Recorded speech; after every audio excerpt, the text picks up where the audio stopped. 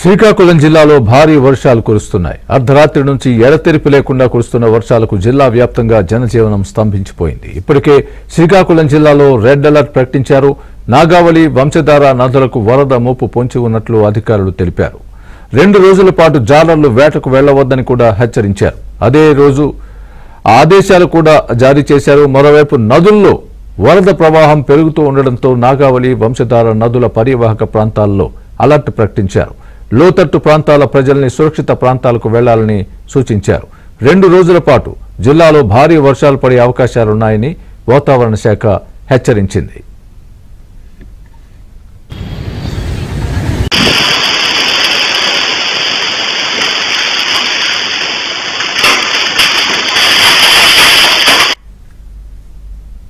ఇదే అంశానికి సంబంధించి పూర్తి అప్డేట్ మా ప్రతినిధి శ్రీకాకుళం నుంచి రమేష్ అందిస్తారు. రమేష్, చెప్పండి, శ్రీకాకుళంలో వర్షాల పరిస్థితి ఏ విధంగా ఉంది? రాబోయే రోజుల్లో ఏ విధంగా ఉండబోతోంది? వాతావరణ శాఖ ఏం చెప్తోంది? అక్కడ ఉన్నటువంటి ప్రజలు ఎలాంటి అప్రమత్తత పాటించాలి? ఎందుకంటే అక్కడ నాగావళి, వంశధార పరివాహక ప్రాంతాలు ఉన్నాయి. మీ దగ్గర ఉన్న పూర్తి అప్డేట్ ఇవ్వండి.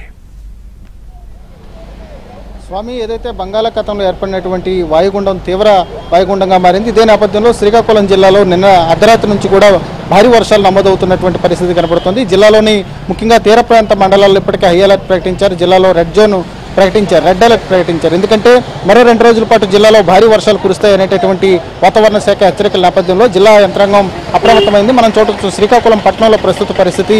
నిన్న అర్ధరాత్రి నుంచి కూడా భారీ వర్షాలు నమోదవుతున్నటువంటి నేపథ్యంలో మొత్తం పట్టణంలో ఉండేటటువంటి డ్రైనేజ్ అంతా కూడా రోడ్ల మీదకి వచ్చింది. వాహనదారులు కూడా తీవ్రమైనటువంటి ఇబ్బందులు పడుతున్నటువంటి పరిస్థితి కనబడుతుంది.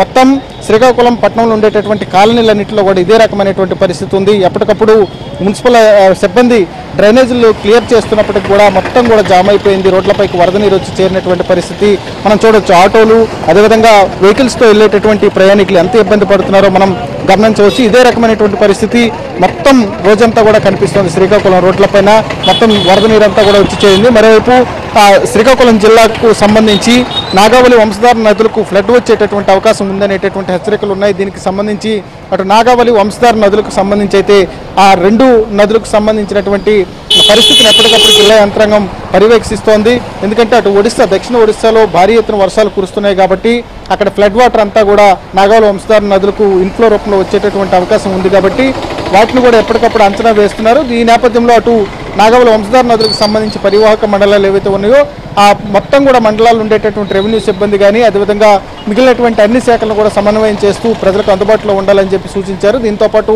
తీర ప్రాంత మండలాలు, ముఖ్యంగా సముద్ర తీరంలో ఉండేటటువంటి మండలాలన్నింటిలో కూడా ఇప్పటికే హెచ్చరికలు జారీ చేశారు. ఎవరు కూడా వేటకు వెళ్ళొద్దు అనేటటువంటి మాటను అటు యంత్రాంగం ఇప్పటికే ఆ మత్స్యకార గ్రామాల్లో సమాచారాన్ని అందించింది. ఈ నేపథ్యంలో మొత్తం కూడా జిల్లా అంతా కూడా హై అలర్ట్ ప్రకటించారు.